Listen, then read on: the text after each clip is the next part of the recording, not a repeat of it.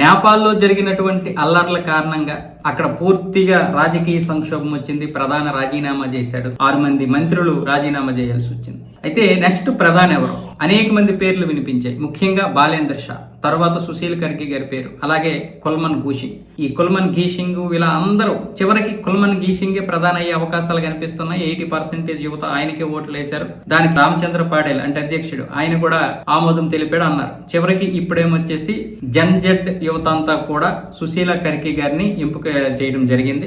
ఆవిడే ప్రమాణ స్వీకారం అయితే చేస్తారు. అది రేపో ఎల్లుండో ప్రమాణ స్వీకారం చేసే అవకాశాలు ఉన్నాయి.